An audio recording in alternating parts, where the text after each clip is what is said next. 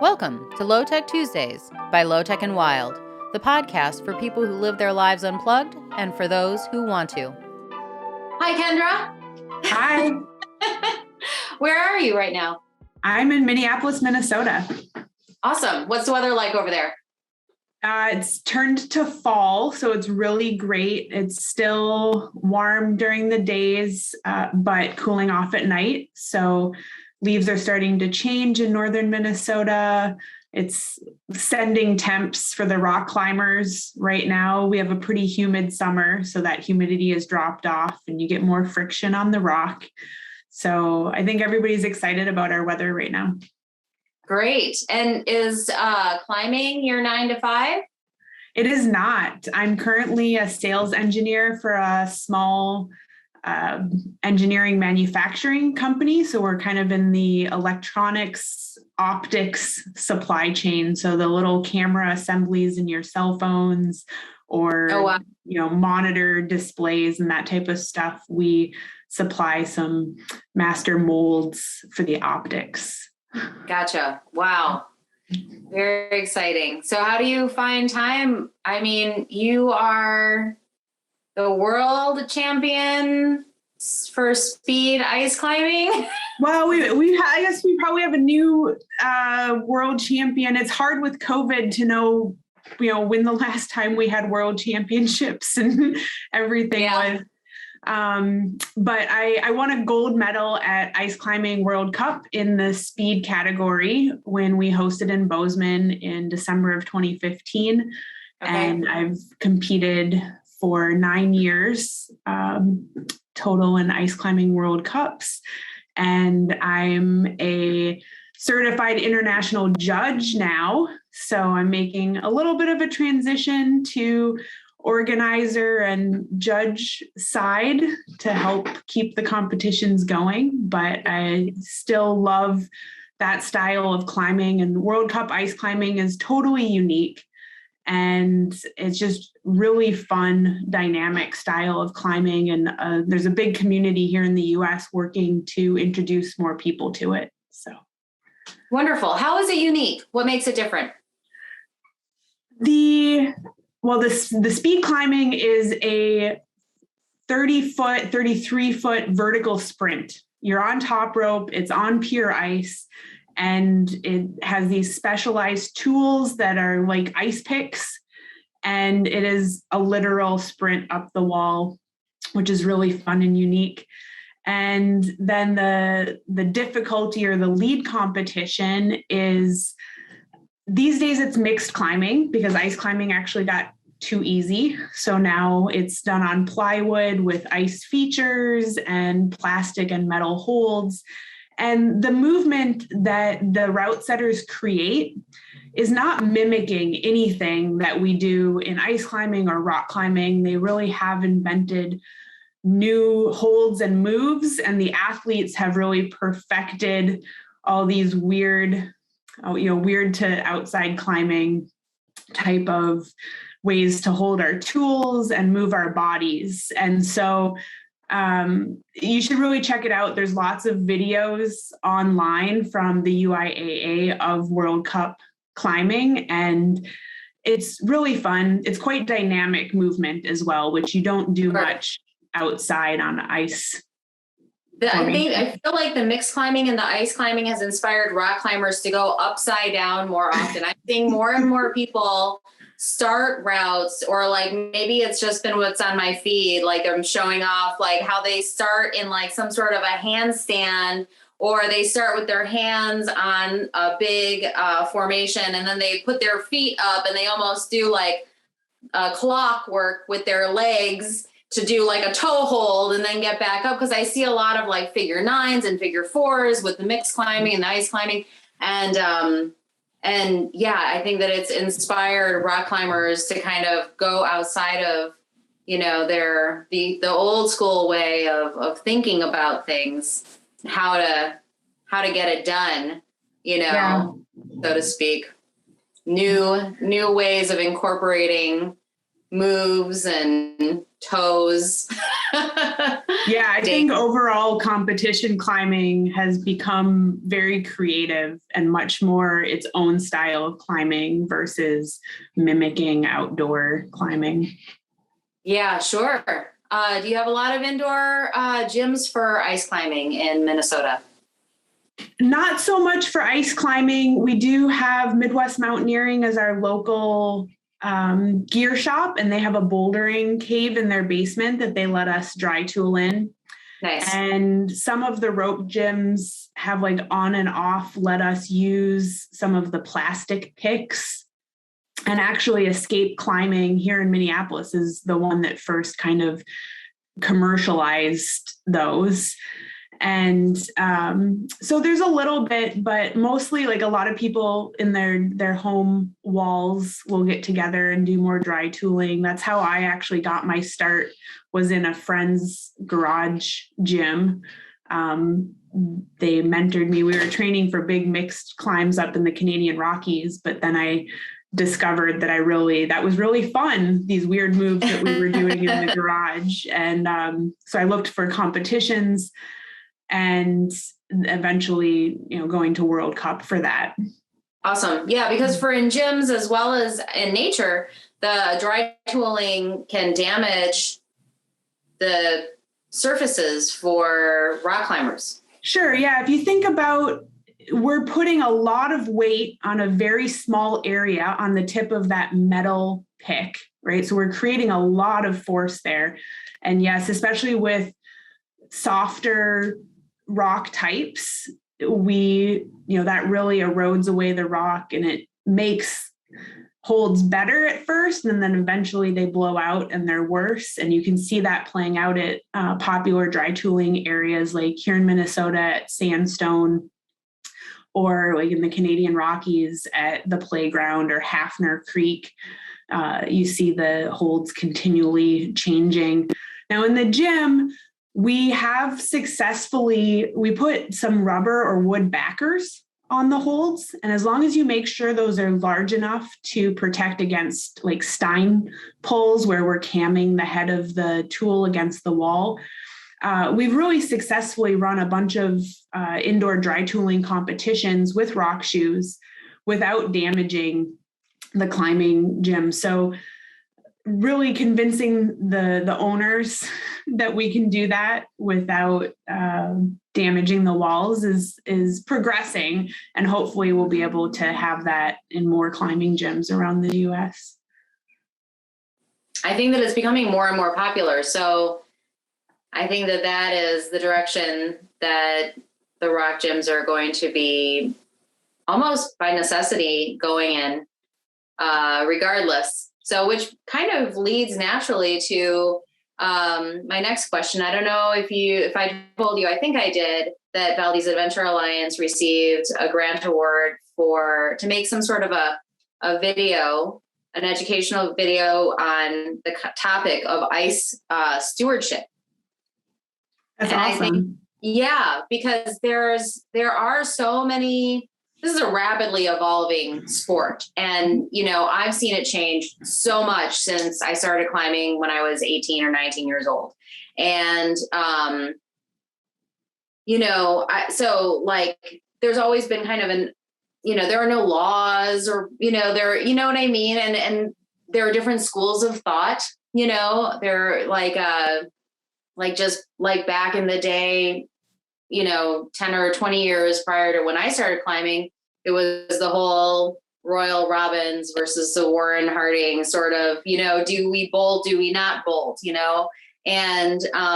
then it came to some sort of collaboration where it was like certain groups were going to place the bolts and take charge of a certain area or be stewards of an area, like Red River. And I'm sure you have this up in your area too. A lot of these are public lands. So, it's park rangers also working with climbers to make it accessible. And our grant, actually, speaking of access, is from Access Fund. So we really want to do a great job getting the documentation for the video because Access Fund does such a great job nationally, helping provide access to national or public parks and great climbing areas. And really it's conservation also, but I love it that they blend in, leave no trace, and they're really stewards of the environment. Yeah. And they're encouraging all of us who go out there and use this as our playground to also be stewards of the environment, you know? Yeah, absolutely. I think that's really important. And I'm actually the president of the Minnesota Climbers Association currently. So I have a lot of passion for us being good stewards of our climbing areas and making sure that we work with other user groups and the land managers so that everybody can enjoy our lands and protect them. Yeah, I think a great thing to cover in that video is, not leaving our garbage up there with V-threads and making sure that we, use no threads when we can and teaching people how to do that. And also, removing that old tat when we can. I know Parks Canada and some other climbers up in the Canadian Rockies haul out huge garbage bags of tat from V-threads every spring after the ice melts. But I mean, it's the same thing with leaving other pro. There are some people that have just always taken it down and cleaned their routes properly. And then there are other people that it doesn't even occur to them. So it makes me wonder if it was a lack of education or if they don't care. But for the Valdez Ice Climbing Festival, which you were teaching at. Yes, I'm excited to do that. Excited to have you. I spoke with our safety team lead this year. And so that was exactly the conversation that I had. And I was really afraid to ask too, but I was like, because it's going to be work. Are we going to go and make sure that we take down all the paracord,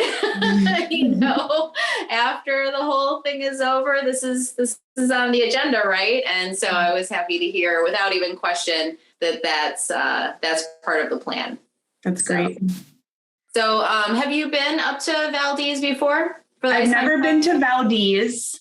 I have been to Alaska twice. I did go up to Denali one season, and I didn't summit, but I did get to go up to 17,000 camp and spent the time on the mountain. So that was really great. And then I actually was lucky enough to take a small cruise on like the inland waterways, like around Sitka and stuff with my parents and my brother. So beautiful. I'm really excited to get back up to Alaska and in the winter. Yeah. So I'm very excited to, explore a new area and a new time of year. Have you had a chance to look at Keystone Canyon at all on Mountain Project? Just not on Mountain Project. I did look up some pictures from the festival and stuff, but you're right. I haven't dug in completely yet. Yeah, there's a lot. So I'm excited when we get to the point where we're actually planning the clinics and go and check out the ice and things like that too. So, but be aware, it's like a 6-hour drive from Anchorage. And then, so I don't know how long your flight is going to be, but it's my flight. Shorter than that, I think. Oh, that's good. Yeah. But I spent 5 years living up in the Canadian Rockies. Oh, okay. And so we do a lot of driving for climbing up there, and I would drive back and forth. It was a 21 hour of driving between Calgary and Minneapolis, which my family is here. So I would come back and see them, and I would drive to Bozeman. And so I'm prepared for the driving. The things that people do to get a good climb in, right? Yeah. So what, tell me a little bit about like your routine, your training routines or your nutrition routines or things like that. How do you prepare for things like this? So really a big part of my lifestyle is staying active. I've been a competitive athlete since I was really little, and have done a lot of different sports over the years, and I really enjoy that diversity as well. When I was training for World Cup, like with a trainer and coach, they would actually get a little frustrated because I was like, okay, well, can we work like orienteering or adventure racing into my training? Or like, I'm going to go do this other sport. And they're like, no, like you're training for climbing. Here's the weightlifting schedule. Here's, like these other sports aren't necessarily like good training for those like very specific competitions, but it's what I'm sure has really kept me as an overall athlete able to be continuing to do things. I'm 39. I still feel young, but the number of years that I've been doing sports at a high level is a long time. And I do have injuries and some imbalances and that type of stuff. But so I think diversity in sport is really important. And there is actually a lot of scientific data out there on, how much you should be doing sport specific practice. And it's really only 2 days a week or something like that. And that you should be doing other activities as well. And so it also mentally keeps me engaged. I do love climbing, but I am not a routine type of person. And I really like on-site climbing and going to new areas. That really motivates me. So getting to go do lots of different sports or activities. I do a bunch of road biking and mountain biking, in the evenings. I live right in the city in Minneapolis. Awesome. And I really try to bike to see my friends or go get food or groceries and that type of stuff. I do orienteering and adventure racing, like I mentioned before. Another cool thing that I tried out was log rolling. Oh, wow. Yeah, which is really fun. So I think that has been really successful for me, both mentally and physically. And nutrition wise, I definitely try to follow all the general nutrition stuff. I've worked fueling for endurance activities is something that took me a lot of years to figure out. And for me and my body, I really have to stick to protein and carbs and stay away from sugars for as long as I can, because once I'm into those sugars, I have to eat like every half an hour because you just process them so fast. So, but yeah, and really just fueling as much as possible. Do you use some of those like goos or gels or things like that? Shot blocks, like the gummies are what is successful for me. I don't like the gel texture, the goo texture. Yeah. But I really do love the shot blocks and like the flavors that are less sweet as well. So Scratch has a sour cherry caffeinated chew that I love. They're not overly sour. They're just not as sugary.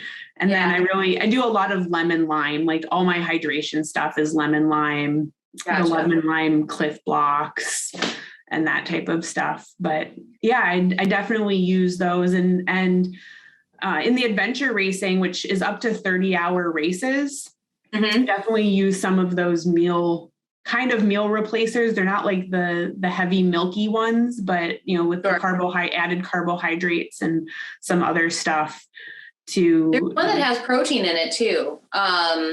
Accelerate. Okay. Yeah. Yep. Yeah. I haven't used that too much, but I did one of the races. There was some of that at. Yeah. Nice. Yeah. So adventure. That's like run. I've done a lot of like tough muddery type races, but for my son's 16th birthday, we went on an adventure race and it was running, canoeing, and mountain biking. Yeah. Yep. So those are the 3 standard disciplines in adventure racing. And orienteering. So we had to plot our own route. Great. Yes. Yep. Yeah. And every race, has its own format, but yeah, they're all map and compass, no GPSs. Yeah. And then, there's varying levels of deciding your route and that type of stuff. So I like that every race is different. You don't know what to expect. And sure. So that's exactly what makes it an adventure. Yes. Yeah. Yep. Yeah. And I love the navigation side of it too. And, I learned navigation in the mountains actually, or really solidified my navigation when I was living up in the Canadian Rockies. And then moving back to Minnesota, all of a sudden, when you're in the mountains, you can easily identify usually where you are on the map based on things that you can see, or you can do triangulation. All of a sudden, when you're in the Minnesota woods, or even in, low places in Alaska, you can't see any of those. So you really have to make sure you know where you are on the map as you go. And we say you have to stay on the map, because if you lose yourself, it's a lot harder to figure out where on the map you are. So, gosh, that's quite a metaphor, isn't it? Yeah. Don't lose yourself. Noted. Wonderful. So what advice would you have to give to somebody just starting out in climbing? I mean, earlier you said something about, a 2-day a week, like specific to the sport training regime. It's hard to curb that enthusiasm sometimes. And then there are so many unspoken rules. So what would you say? What's a good, how would somebody go about getting started in the sport? Sure. Well, I think I got started in the climbing gym. I think that's a way that a lot of people do, or you have friends that do take you outside. You get excited. I do think that maybe a saving grace of climbing and the enthusiasm to do it as much as you can is that climbing movement can vary greatly, right? So if we talk, if we're thinking about soccer or hockey, you're doing repetitive movements in those sports a lot. And so that 2 days of training is you don't want to overdo that. Climbing, you can mix that up a little bit. I mean, we still in general are kind of squatting with our legs and pulling overhead with our arms, but trying to mix up those movements, do some crack climbing, do some technical slab climbing, do some bouldering, big pulling, that type of stuff. And then working on, I think you hear this a lot on the counter movements, make sure that you do some exercises that work the muscles that are counter to the ones that we use a lot in climbing. And that's actually been my biggest learning lesson, is to balance things and take care of the tightness. So I actually got really bad tinnitus, ringing in my ears, and vertigo in the middle of World Cup, because probably about 3 years in, because my traps were my shoulder muscles were so tight that they were pulling everything in my neck and my face and my skull and causing these problems. And actually took us a long time to figure out what that was the problem. Gotcha. And so I preemptively do a lot of self-massage. I have a 10 the electrodes. Yes. I use all the time. And one of those too. And I have the big one of that same. A rolling thing. It's a roller with trigger point. Right. Bumps on it. Yeah. Big knobs. So it is painful, but it pays off too, right? And getting massages, if you have the means to do that in the location. I've actually really enjoyed floating as well, which is so they're these pods, and they're actually dark and soundproof as well. So some people really benefit from that one, but you're floating in really thick, Epsom salt. So called deprivation tanks or something. Yeah, they can be. Yep. A lot of the commercial places call it floating. Interesting. And so that has really released pressure on my joints and stuff to go in there for half an hour and just be able to float. And I actually do some stretching in there, you know, and that type of stuff. So that has been nice. And, you know, physical therapy when I've needed it. So, you know, really use whatever resources you can. And, you know, it can be a little tedious to do that type of stuff, but it really will pay off in the long run. Okay, good to know. Good to know. Yeah, I think I've never seen men and women also be so inspired to work towards flexibility also. Yeah. You know, because some of those moves, really, it's like your leg is up by your ear and you're sticking your arm through there and then you're hanging upside down all at the same time. And yeah, I think, so do you practice like any sort of yoga, or you just certain stretches? Or? Yeah, I go through phases. I really do love Yin Yoga. So like that's holding the poses longer, and that type of stuff. And that focuses on joints and fascia and ligaments. It does. Yeah, I really love it. You know, unfortunately, I haven't been, you know, to an in-person class in a couple years now. Nobody has. So I do try to do some of that on my own, but you know, it never feels quite as satisfying as when I've got a teacher leading it. It's nice to have a guide, you know? Yeah. Sometimes because I'm a certified yoga teacher, but I would appreciate, I just want somebody to tell me what to do. Like, I know what I could do, but I want somebody else to just like crack the whip or like tell me what to do and for how long. And I don't have to put any thought into it at all. I can, you know, just listen and follow directions, you know? Right. And and I don't have to look at my clock either. Like, oh my gosh. And there's nothing more disappointing too, when you think that it's been an hour, you're like, oh, it's only been 5 minutes. Right. I've been doing this. I have to keep going. Yeah. I think it really is valuable, and however you want to use yoga and the different varieties of it is really great. You know, there's been a few times that I've used like yoga as a workout, but for me, since I do a lot of other activities, I like to use it more for that, you know, stretching and the therapy side of it. Yeah. So can you tell me a little bit about gear? Because gear can be pretty expensive. Are there any resources also that people can tap into? Yeah, I mean, a good place to start is the Mountain Project gear, you know, purchasing and trading. I didn't know. Forum. You can get used things on the forum. Correct. Yeah, used things. And that's how I got started with ice climbing. You know, like ice climbing boots are kind of like one of the most important things to have, like really nice boots. Yeah. And you're talking $250, $300. I mean, that's minimum. Yeah. Like some of them now are $700. And that isn't even, I mean, like that's good boots, but it's not like they don't climb for you. Right. But things like, that's really hard. You know, things like being lightweight for the climber. I mean, that's probably one of the technical issues because those boots are made specifically and they're solid and they have a shank in them, and then they've got lips for your crampons to hook onto, and crampons also, that's another $100. So yeah, I mean, the nice thing about when I started, I did get a pair of like Loa hard shell boots for about $60 at a local gear swap.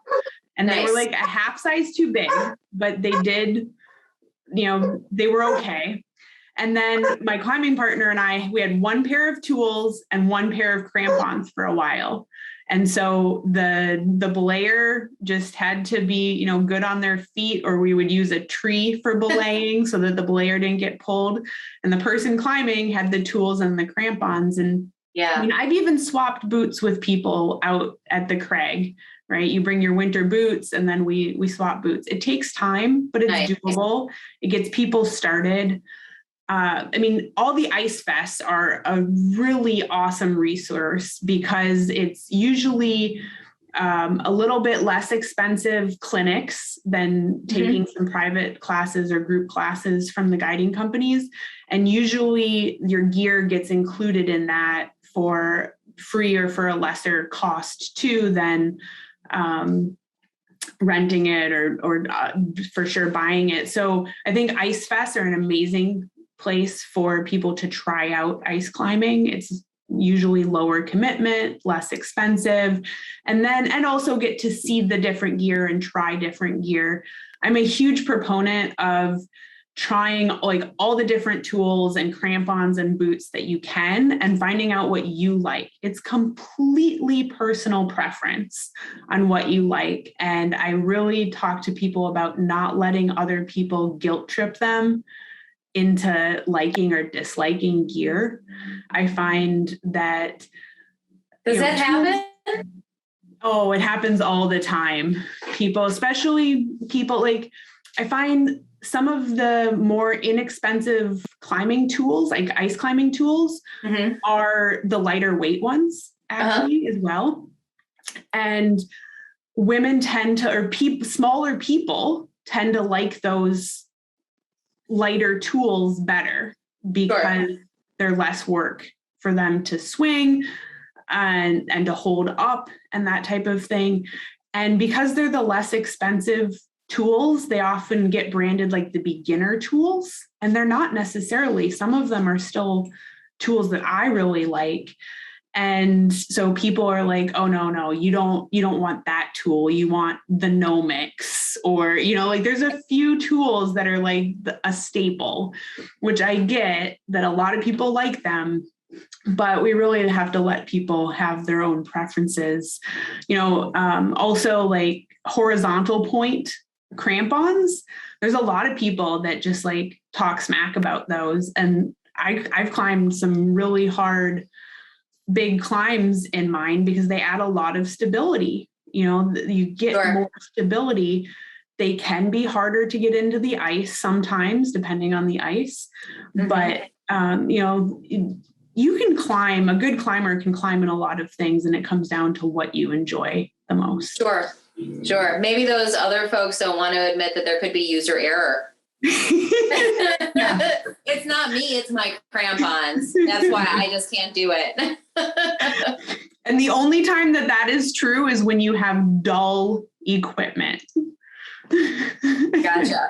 I've had several beginners rent gear from places that didn't sharpen their crampons very much. And there was a woman in one of my clinics that was like ready to break down and cry because she was like, I can't do this. I'm really bad at it. Like and everything. And I was just like, okay, come off the wall. Let's figure out what's going on. And I'm like, maybe her crampons aren't fitted right or anything. And I took the crampons off and looked at them, and I was like, oh my gosh, they were like spoons. Oh, no. Nobody could climb with these. Yeah. So, yeah. When you're out for excursions, do you bring files with you? I do. There is almost always a file in my pack, and I do a lot of filing of people's gear because it really is important. That is so nice. I want people to enjoy ice climbing. So there's a couple things, like having sharp tools. They don't need to be crazy sharp, but just tuning them up.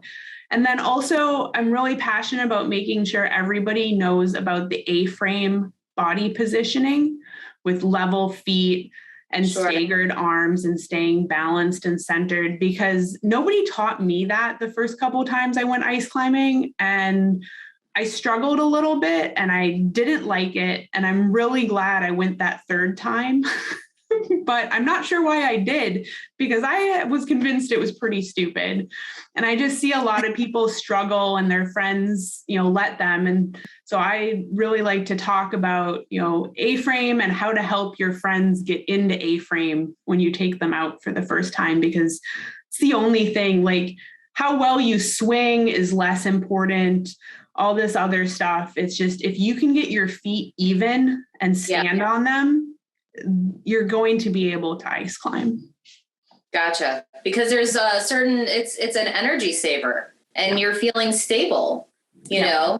And after you can accomplish that, then you can start thinking about your swing and things like that, right? Your reach or whatnot, right? Yeah, so how important do you think APE index is? Do you know what yours is? Of course you do. I am slightly positive. I think for dry tooling, mixed climbing, it can be more of a benefit type of thing. For ice climbing, ultimately having longer arms probably does equate to a few less moves over like a long ice climb. But I don't think that physical changes or differences in all of us really has very much effect for ice climbing. Sure. I think ice climbing is the easiest form of climbing physically.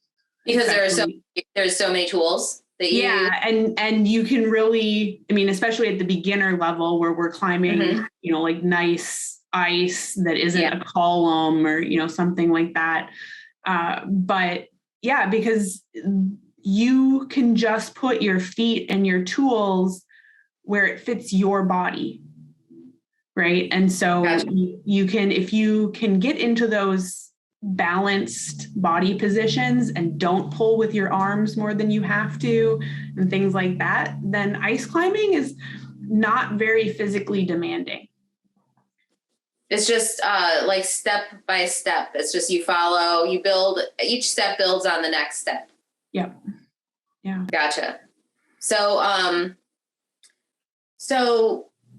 are there things that you notice that have been changing? For example, somebody commented to me that for the Valdez Ice Climbing Fest, we have a very female top heavy crew this year. So I'm actually really excited about that because it seems like in so many sports, it's always been male dominated. And it's one of those things that like, you don't think about like being a girl until somebody points out to you that you're a girl. And so like, maybe you shouldn't be doing something. And then you're like, what? Yeah. Why? What do you mean? And I feel like we're like cresting that now where we will be able to wave by to that way of thinking. But do you think that there are advantages for women in climbing or in ice climbing specifically, like there is in endurance sports? I don't know if you saw any data on that, but women apparently are more built for, we're better built for endurance sports. Yeah, I think that certainly the lower body or lower center of gravity does help a lot in lots of different forms of climbing. I think in ice climbing, participation wise, I think we're getting close to that like even mark. We've got lots and lots of more women that are participating in ice climbing. And I think one of the things that I still get from some women on why they don't want to do ice climbing is because they might be more prone to getting cold, but we have really great clothing technology and just learning to layer and learning to, take layers off when you're climbing and put them back on as soon as you're done climbing, and, heated gloves and all sorts of different things. Like it's out there. It does cost some money, but they're also usable in other parts of your life as well. Like a lot of ice climbing equipment doesn't just have to be for ice climbing or clothing. It can be just general winter clothing as well. So I do think we have further to come with companies supporting women in winter pursuits. If you look at the sponsored athletes that we have, there are way fewer women that are being supported in winter climbing, like alpinism and ice climbing type of pursuits. And it's not for a lack of women being out there. Yeah. I think it's just for a lack of, whether they're self-promoting to get that sponsorship or whether companies are looking for them. But I would like to see that a lot more. It's really awesome that the Valdez Ice Fest does have the lineup that it does. Yeah. But a lot of ice fests don't get those female instructors to come.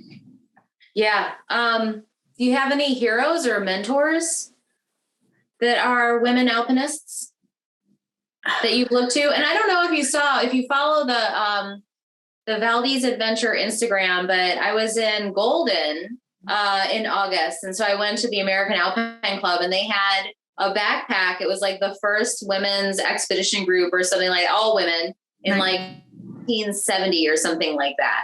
Okay, and it was the backpack from a trip to Denali. Nice. Yeah. Yeah. Arlene Blum is, a very accomplished alpinist. Yeah. And also author.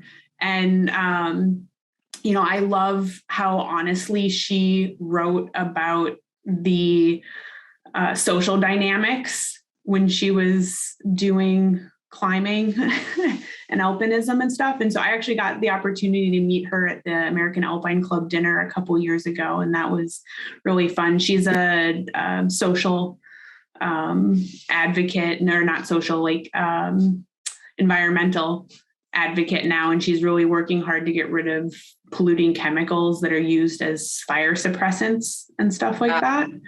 So that's her focus now. But I did really like her when I read those books early on. I came to climbing in grad school. So Okay. I would say like I'm gaining more women that I think are inspiring, and Nancy Hansen out of the Canadian Rockies, and more of the women mountain guides around the world. I think what a lot of the women are doing now and the positions that they're stepping up to, both in their technical climbing and in their social advocacy for equity of women and other minorities, is really inspiring to me. Is not just going out and being a strong climber, but doing that and bringing other people with you. I love it.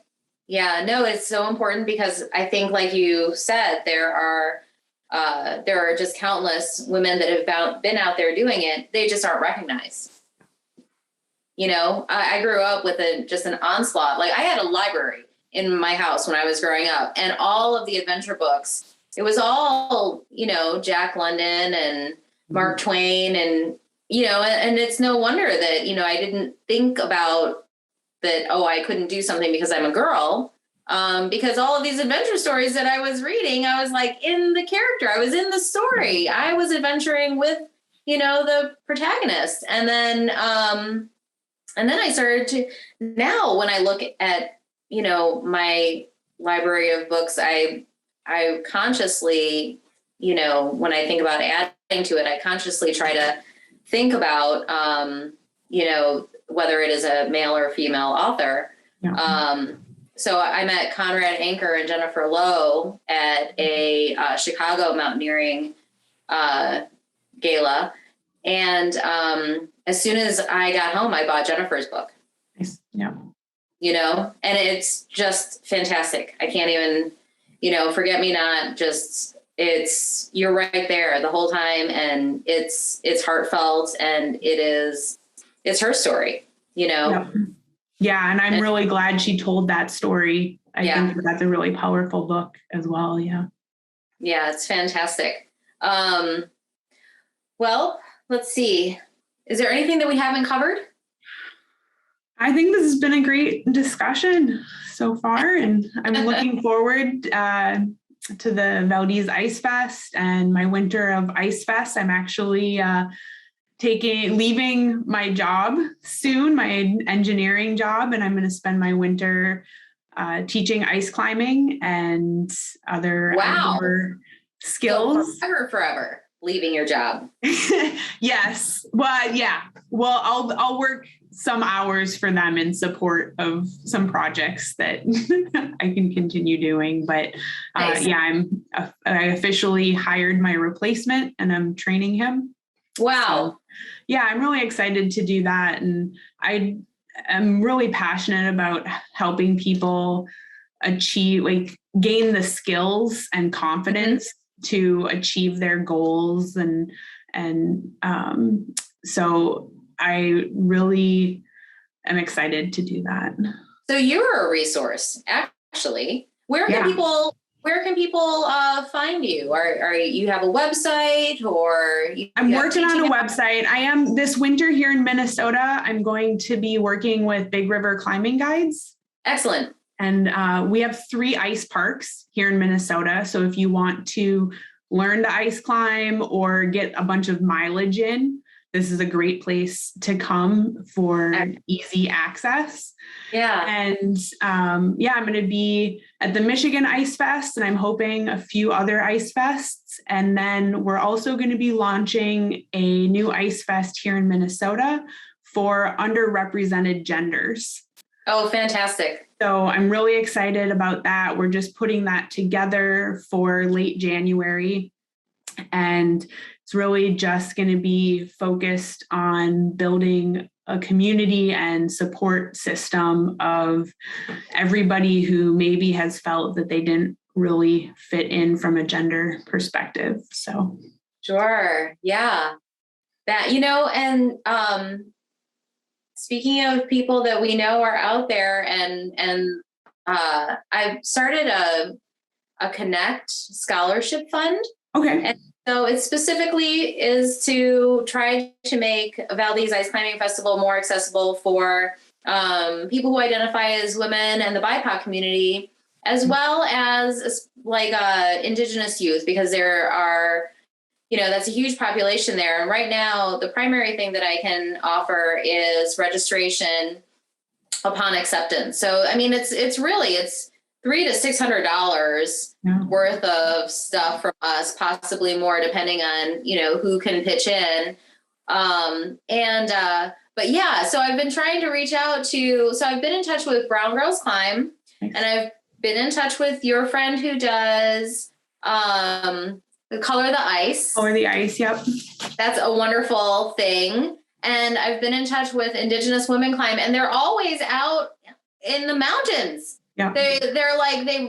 Maybe sometimes they'll contact me back by Instagram or something. Oh. Yeah, I'm out in the mountains. Well, okay. Yeah. All right. I'll wait for you to get back. Yeah. There's also Climbers of Color out of Seattle. Yes. Yeah. Yes. We've reached out to them as well. Great. Yeah. Absolutely. That's awesome. Yeah. It would be really fun to have, how many locals, Valdez area climbers do you get versus people from further away? I would say we get the bigger percentage is people from further away. But we are, we do get a lot of people that come from Anchorage or Fairbanks and whatnot. Also, we have an artist from Fairbanks. We can't wait to release her work that is going to be coming out and doing some limited edition work for us. So I'm really excited about that. And most of the people that come from farther away. So we really do need to recapture that local audience, I think also. Yeah. Yeah, that's what we should hit Conrad up in Munising, Michigan, where the Michigan Ice Fest is. Conrad helped, and the North Face helped really. What'd you say? The Memphis Climbers? No, he helped stabilize a youth climbing club in the UP of Michigan, so that there was more local youth climbing around the Ice Fest. So, there's a precedence there. We can hit up the North Base for a Valdez youth climbing team. Yes, I think we should do that. Well, I think you have a mission. You have a charge now. Okay, I can get it rolling. Excellent. That's well, awesome. Thank you so much, Kendra. Thank you. It's been wonderful to talk to you and to get to know you more. So keep in touch. For sure. Talk to you again soon, Michelle. Okay, thanks. Thanks. Bye. Thanks again for listening to LoTech Tuesdays by LoTech and Wild. This podcast supports Valdez Adventure Alliance up in Valdez, Alaska, where they strongly believe in nature therapy. Their goal is to bring this to those who will appreciate it, one might say those who need it. Their focus is teaching through play. They are strong encouragers. The events and resources that they provide will help people find the satisfaction of self-accomplishment through effort, of climbing, of riding bikes, of hiking, of trail building, of immersing in nature. They encourage people to allow themselves to surrender to the flow of the vast beauty of those mountains and the Prince William Sound. Their objective is to be a resource for people to find deep happiness and healthy outlets for themselves in these ever-trying times. We would like to shout out to some of the Valdez Adventure sponsors, including IMBA, International Mountain Biking Association, Access Fund, Protecting America's Climbing, and the American Alpine Club. Some local sponsors include the City of Valdez, the CVEA Community Foundation, Alyeska Pipeline, the Fat Mermaid, the Prospector, Valdez Avalanche Center, Raven, Alaska. We'd also like to give a big shout out to Loa Boots, Tiger Tail, Hyperlight, the National Scenic Byway Foundation, Mountain Equipment, RAB, and Nick Wax. Thanks again for listening and enjoy your day.